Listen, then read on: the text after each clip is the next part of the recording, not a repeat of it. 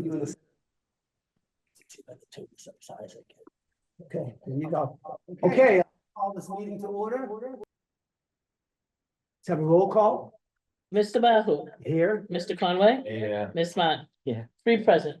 Okay, this is a meeting of the Finance Subcommittee. And let's get right to the agenda. The first item on the agenda is the permission to enter threshold report. Which is what we, Derek went ahead That's and correct.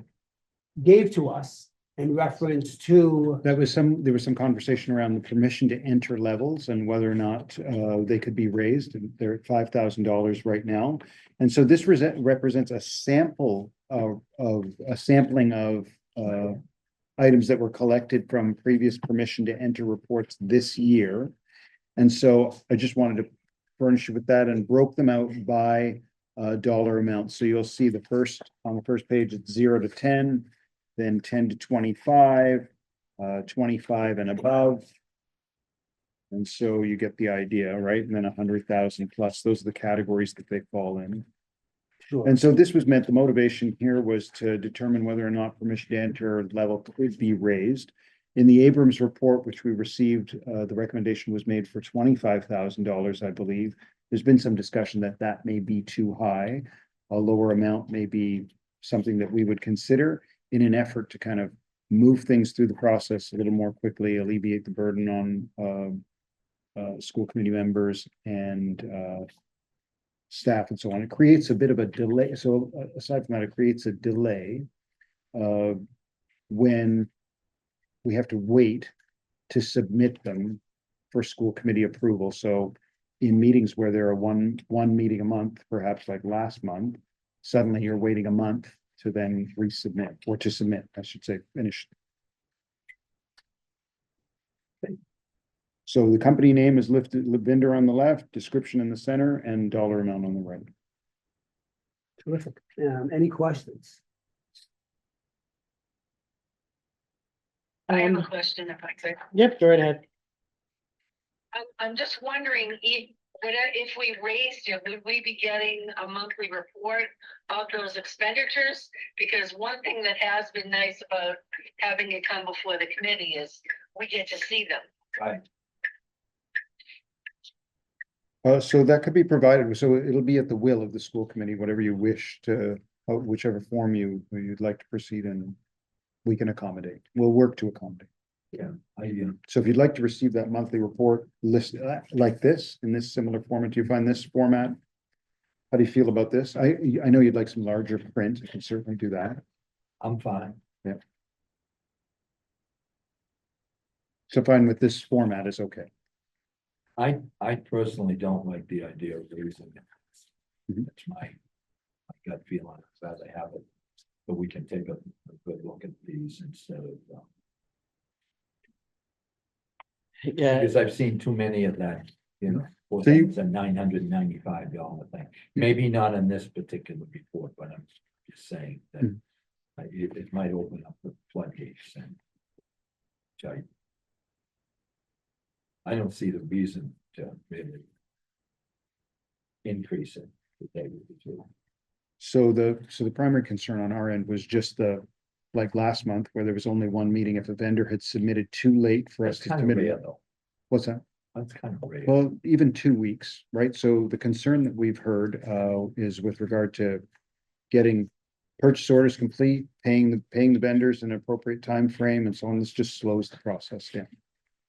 Because it's 2 weeks at a time that we're having to wait, right? Wait to submit. And if they don't make the cutoff to submit so that you get it in the packet, then they have to wait another 2.5 weeks. So Friday, because City Hall closes at Friday noon, if we're not ready or vendors have not submitted before Friday, so we can get it into the packet, which is 5 days in advance, like I'm counting calendar days, right, of the meeting, then it's an additional 2 weeks plus 5 days that they're waiting. So waiting another 3 weeks to start services, to have it approved, to start the services, and then to get people paid is all delayed.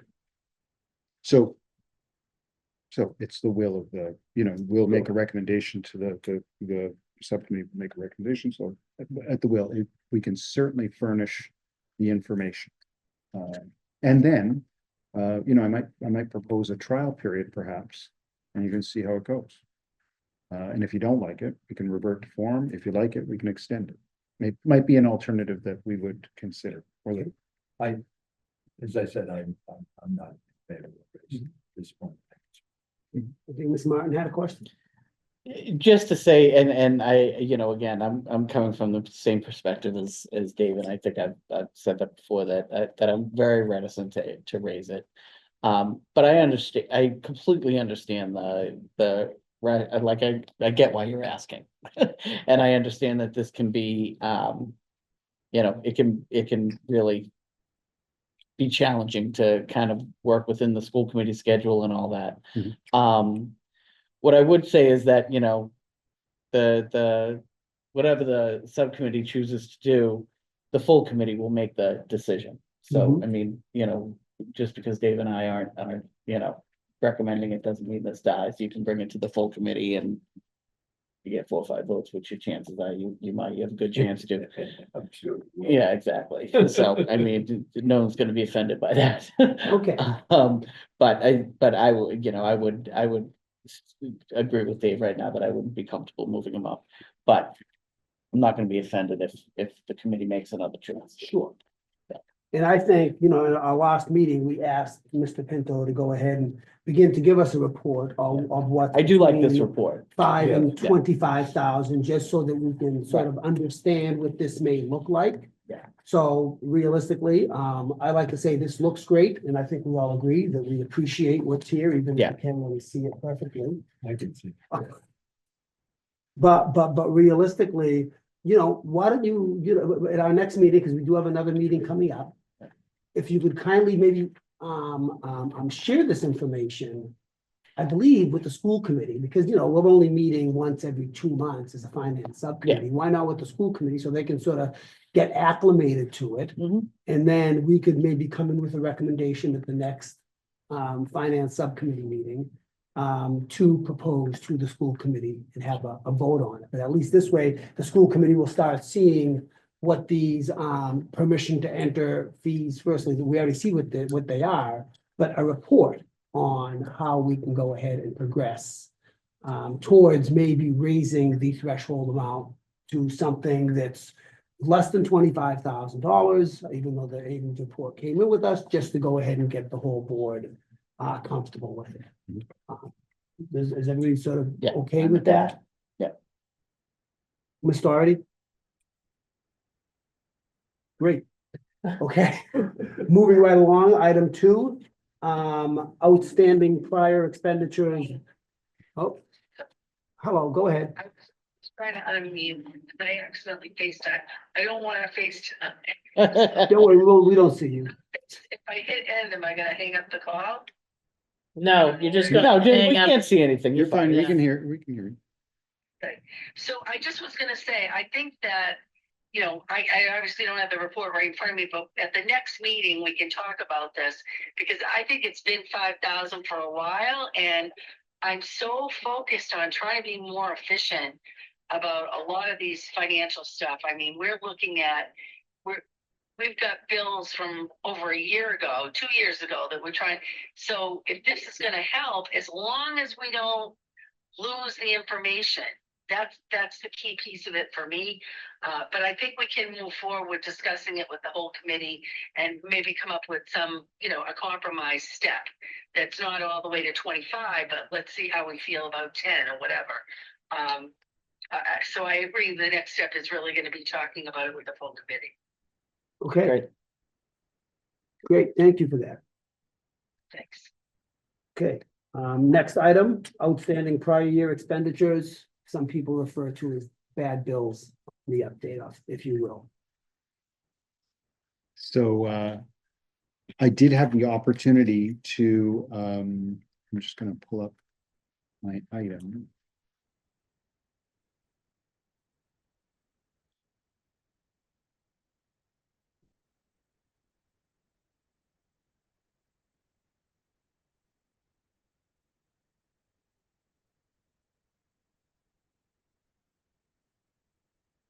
So, as you're aware, I had the opportunity to go and present to city council on Tuesday night.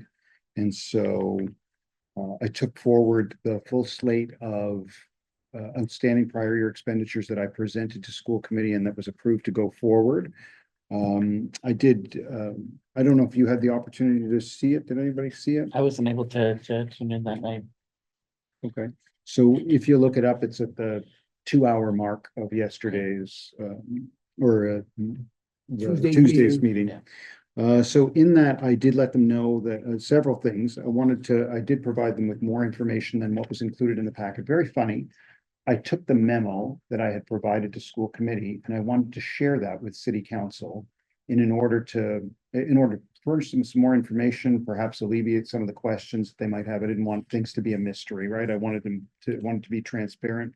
We saw it, it was public. I wanted to furnish it to them. For whatever reason, it didn't make it into the packet. I submitted it to them and asked that it be included. It didn't make it into the packet. They gave the usual package of items, which include my certification that goods and services have been renewed, the invoices, and a vendor certification that was it. This is what we owe. So that's what was in the packet. So at the meeting, I let them know a few things. And so we withdrew a couple of items that had been further validated. You know, we had engaged in conversations with vendors to try and get certification and finalize things. And so I was able to pull a few items off of that, thereby reducing the bad bills list. I also let them know that we recognize, you know, that it's a significant dollar amount that we're talking about. Like it's an amount that we're concerned about. And we want the public to know that we are good stewards of the money, that we're trustworthy, that the dollars that we're being responsible with the dollars that have been provided to us to educate students and pay staff and so on that are in our LPS and our Lowell school community. I did let them know also that we're working to achieve a negligible balance. So we're looking to reduce that number to get better every year. I did want, so I presented them with the bills, fielded a number of questions. The questions that came up had to do with transportation primarily, and some older bills, a couple of transportation items, and a special ed placement.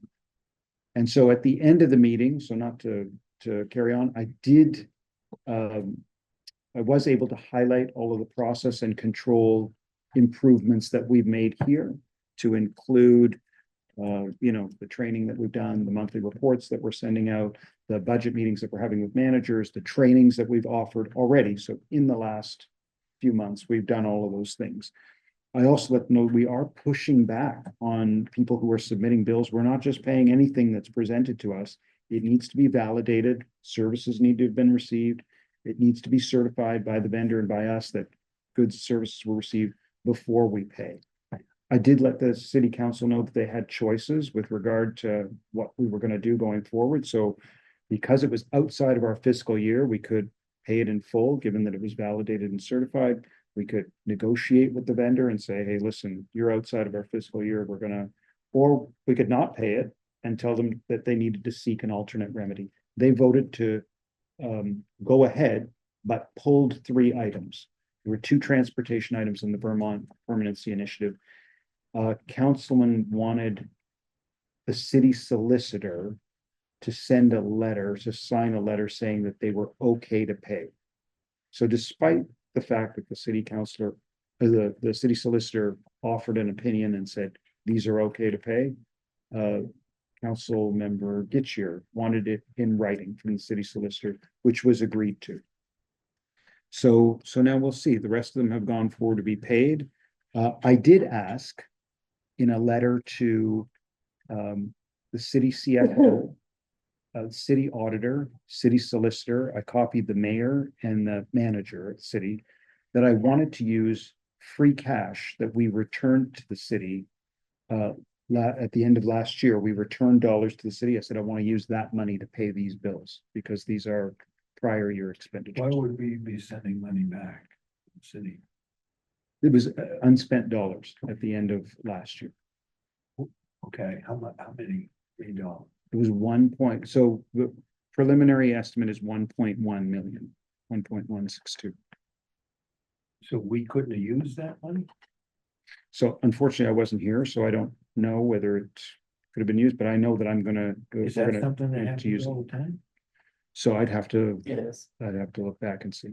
I mean, you just get to the end of the year and there's stuff like, when you've had salary yet.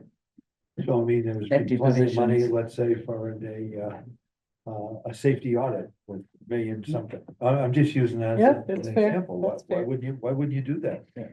So there may have been, so it may have been, well, now you've also got to cover, so maybe we didn't use it that year, but then there are invoices that come in post, right? So now we've got a case where we have an additional 400,000 and change that under investigation. So we do have obligations that could amount to $750,000 that need to be paid. But we're asking this year that all the monies are spent or encumbered by April 15th. So that we'll have a better idea. We can focus on closing it out. So we want the funds to be obligated and spent, nothing returned to the city. And you're doing that across the board, you're sending it all to the principals and such like that, each school. Yeah. Has the knowledge that they need to have some type of understanding of money spent and money Income, accrued, Yeah. encumbered.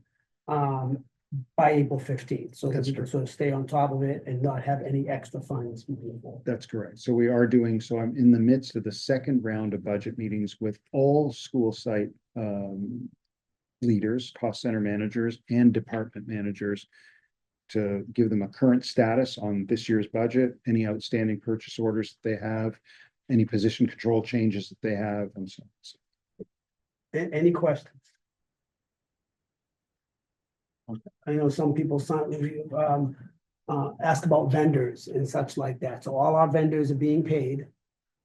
That's correct, right? Mhm. So we don't have any vendors that do not want to work with us that we know of, or, We may have, there may be some vendors that don't want to work with us. I have to tell you a few things. So there have been a couple of big challenges that we're facing. So one is our site level managers, our principals can't see their own budgets right now.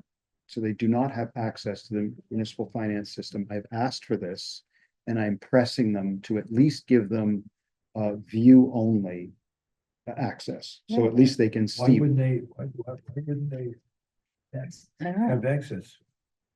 I don't know. Who's the one that's holding the button? That's what I want. So it would be city IT is holding the button right now. They're able to add, users. And so I've asked for it. I'm now starting to press and ask a little more often. So I have asked the city That's kind CFO. of bizarre. My inquiries go as far back as October. So within my first month of arrival, I placed the initial request. We did manage to, they created a new landing page and so on for admin assistance. But I was told that it's a complicated process to add users. I know for a fact it's not, because I've been an administrator for Munis and been able to add users in the past. So I'm not sure what the holdup is. I got told in my most recent inquiry that I need to wait to make an appointment 2 weeks out to discuss the item. So my response was, well, what do I need to wait 2 weeks for? We're asking cost center managers to manage it, so they need to be able to see it. So What would be the benefit of them not showing? I think that the argument, so I think, and I'm speculating that the argument is a security risk because there was a breach or something. They're trying to limit the number of users or limit access. But having them have view only access and be able to generate some of their own reports, I think it almost seems negligent Well, not it to do it. seems like a no-brainer. Yeah. But you can't hold them accountable if you don't give them the information. That's correct. Right. That's. right, and So that is one challenge that I'm facing that I have started to become increasingly vocal about, because it's just not right if they're asking us to manage it. The second one is with regard to contracts. So I don't know that you've been a party to all of the conversations, but the contract process is complicated and lengthy. So we still have contracts that have not been completed from as far back as August, September, October. And so these vendors are offering services right now, right? So for special ed transportation and homeless, for example, we have to provide those services. We have to move forward. But they're being slowed down by this contract process, which makes 7 or 8 stops before it's completed. So multiple signatures, 7 or 8 stops before it gets executed. So that's that's problematic. So I have raised that at my monthly meetings with city finance.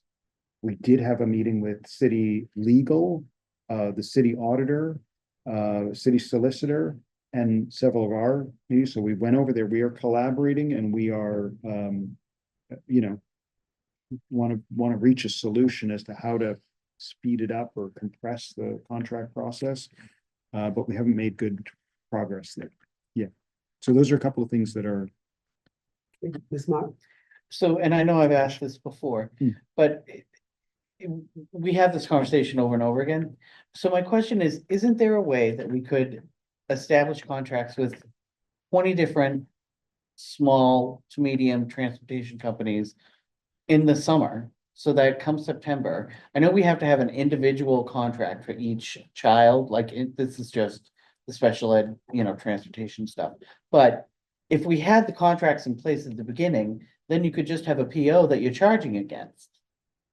And you wouldn't have to go through this for every single individual contract. You'd be able to track them individually, obviously. Mhm. But if you did one at the beginning of the season, then you wouldn't, it seems like there'd be a way to streamline that. right. So a couple of things on that item. So that thought's been Mhm. proposed. They've asked us, why don't you start contracts earlier so we can get them in the spring, so we can get them approved. So the challenge is that we don't know which students will be riding, like in the event of Mhm. homeless, we couldn't anticipate Right. where they're gonna be riding from. That's a challenge. The second is the time delay already, right, in getting the contracts through. So as I mentioned to you, August, September, October, November contracts are still being held up. We're now in March. And now I'm gonna start a fresh round of contracts, may be problematic for them. I'd have to explore it on our end. And the third is that they instituted a new contract process midstream this year, which changed the game.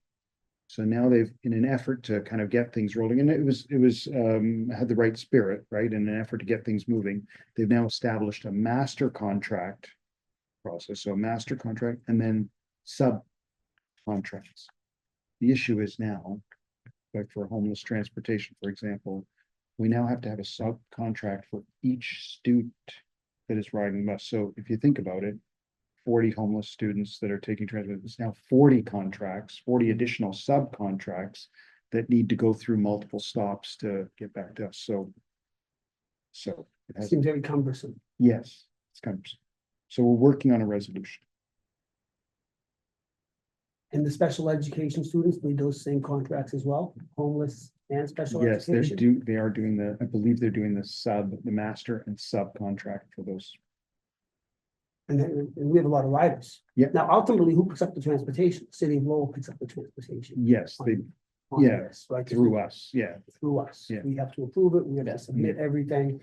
And the vendors that we're working with think that we're holding back the pay, but realistically, the city of Lowell, the way contracts, Yeah, so it's just the contract process that's still holding that things up. we need, that's holding things up. Okay, any other questions? Okay, moving on, vendor selection, payment for services information. Yeah, so this vendor selection, Jackie, are you there? I am here. Okay, great. So I'm glad that you're here and wanted to, this was hearkening back to the motion that you placed. It was motion 5.4 originally on November 6th, 2024. And it had to do with vendors and vendor selection and payment for services. Yes. So I wanted to mention a little bit about vendors, just that any vendors that are new have to provide a W-9 to the school department. The City of Lowell Purchasing Office handles the setup. New vendors are provided with vendor ID numbers, and that's how we move forward.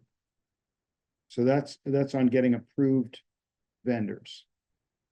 Vendors, of course, have to be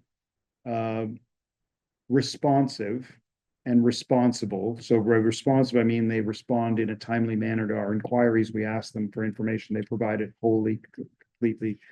They've got to be responsible. We got to know that they are able to perform the services that they say they're gonna, or they need to provide the goods that they're gonna, they are gonna do. We are compliant with Massachusetts Purchasing Chapter B guidance.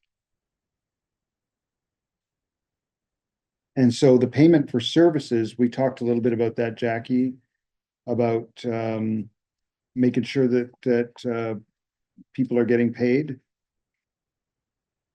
So we certify that the goods or services are received. So there's an initial requisition that's put in order to make a purchase. That's converted to a purchase order. That's issued, the purchase order is given to the vendor. The goods or services are received at the particular site or with the person that has received them and verified, and then we go ahead and pay. And so we aim to pay. Yeah, within 2 to 3 weeks is kind of what we're aiming for. Any questions? I wasn't able to get back to, I was in Boston all day today for work.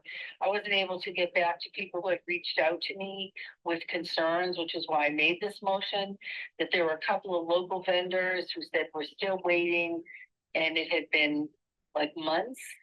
And so they were not willing to provide more merchandise to the schools and got paid for their previous stuff. And then the other issue that was brought to me was this idea that if a teacher is going to have some sort of event or party for the class or whatever, that they can't just go on Amazon and buy some items and get reimbursed.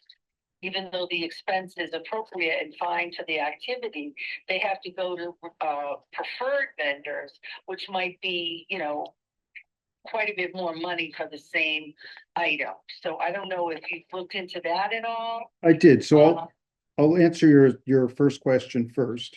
I did want to let you know that with regard to payment to vendors, so thanks to our new system and coverage, the way we're covering off, we've only had one person that's officially AP, but we've been working collaboratively, done a little bit of cross training. So people are now assisting and supporting to get those things paid in a more timely fashion. So we're closing out accounts payable weekly. So papers cleared out weekly. We have invoices are matched with the purchase order. They're sent down to the city hall on an accounts payable sheet. The only delays might come during holiday weeks like Thanksgiving or Christmas. And so if there's somebody that's not getting paid, I'd certainly like please have them reach out to me directly or to accounts payable, and I'll work to facilitate that. But So just jumping to guess, Sure. maybe because these complaints came, if that was the motion was in November. Yep. So let's say I got the complaints in October or some point, I hear from a few people, I don't just put a motion on willy-nilly. no, So I had heard these complaints. There were a couple of other things that happened. Who had done professional development in June and hadn't got paid yet. I think I'm hearing you're saying that this has been resolved. So maybe you fixed it already. Let's say if my information is old or outdated because things have changed, you're working to improve processes. That seems like a fine answer. I'll go with that. okay. Hey, listen. I didn't reach out to anybody because I didn't have time today. So Right. Hey, so listen, I know that that we're not perfect. And so I'm sure that there's somebody out there that's been overlooked or whatever, and we're certainly willing to address that. Do send them our way. So for anybody that comes across a vendor here that's not getting paid in a timely manner, please send them directly to us and we're happy to address it right away. So the second question, Jackie, I feel is a bit of a challenge. So it's a challenge on a couple of fronts. So one is having staff make purchases. There's a couple of things with that. So they're using their own credit card, perhaps to make those purchases, or cash, and there's tax that's associated with that. Typically, we don't have the tax charge, and so to try and reimburse them when they're doing that is an issue. The second is there are points that accrue on credit cards and the like that are a personal benefit to whoever's purchasing them. So if I'm using my own credit card to make a purchase and I'm getting the points, the district is paying for it, but I'm getting the points. And so that's not okay. The third is that it's an unchecked expense. So we prefer people to go through the accepted procurement process. That way it's all open, above board, on the table. Everybody can see it. It's public. And so they follow their chain of command. The department head or the principal for making those purchases. And so it helps there.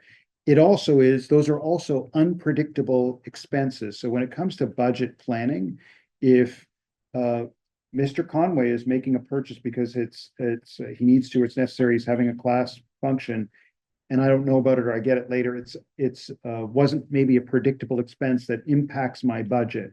And so we want to have we want to make sure that that budgets are predictable and principals know, like, or cost center managers know what their bottom line is. They're able to monitor it on a monthly basis without having unpredictable expenses.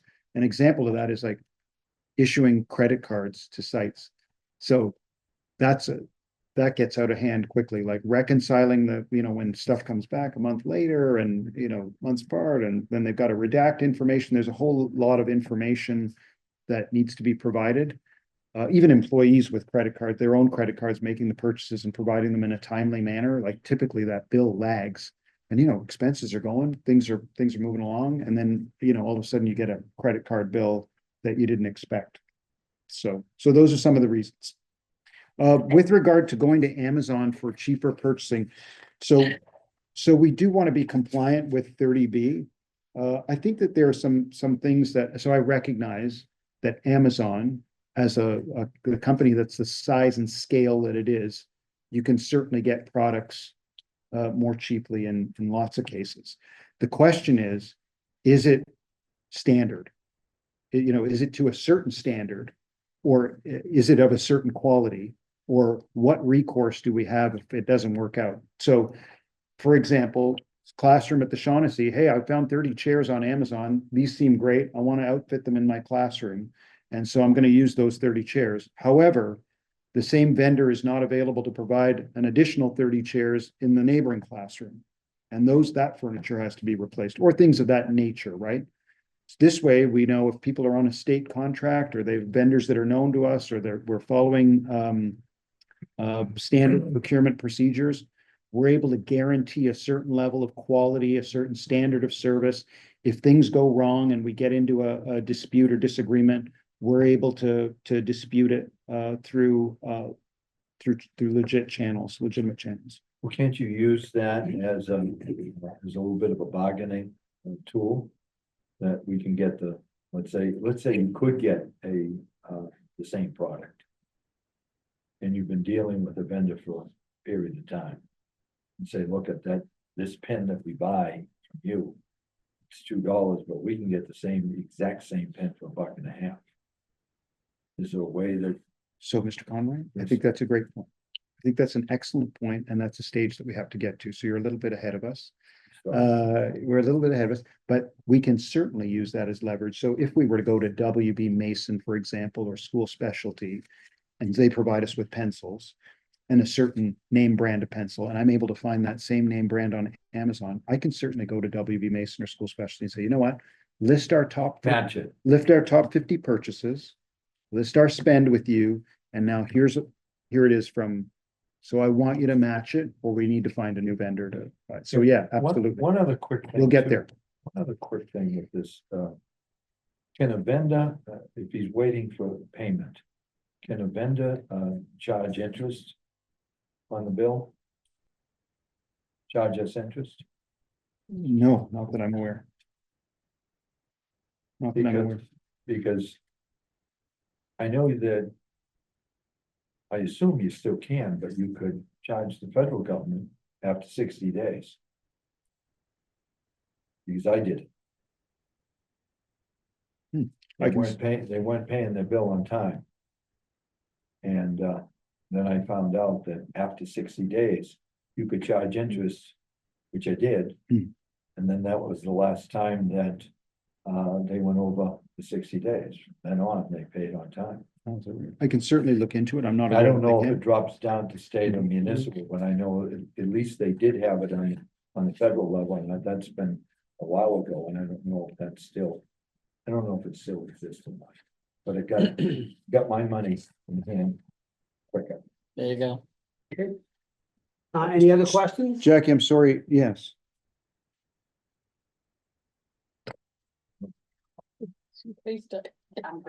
Okay, She's- okay, great. Terrific. Last item, employee reimbursement checks. Yeah, so Jackie, this had to, thank you. That was the thoughtful question. With regard to employee checks. And the employee not receiving a breakout. A breakout of services that they were being paid for. You'd marked it as extra services. And so that is something that we'll need to collaborate with the city on in order to get further detail on their checks, but employees do submit timesheets or support documents for extra pay. And so it is documented in that way. We do have a series of pay codes. I'm holding up the pay codes for the subcommittee here, and we'll be happy to provide them to you.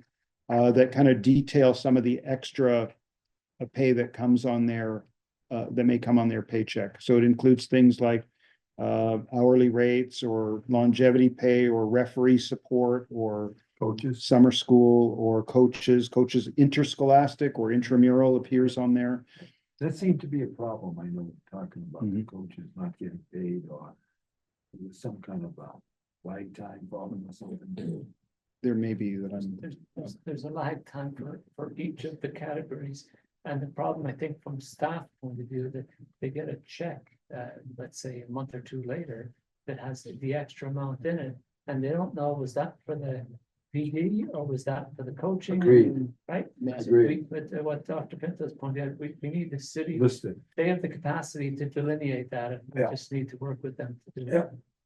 You're absolutely right. Are they willing to do that, or is that, it sounds like it's just sort of reimbursed? so at the But moment. nobody really knows what it's for. Well, I'm glad you asked that. So they are shorthanded. So this has to do with also with your earlier question about payment and payment to vendors on time, Jackie.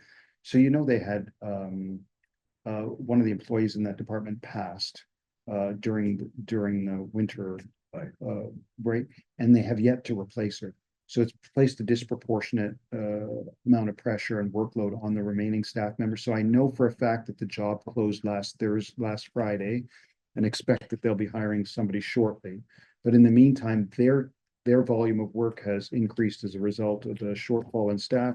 So they're lagging a few weeks behind us. So sometimes vendors are waiting, so 2-3 weeks on our side, and then it goes to city, and then another 2-3 weeks on that side. So that may be what's causing further delays. But Are we expecting those codes to appear on the check? so we'll have to work with them on this. So I'm sorry, so to answer your question, I just thought about the delay in payment.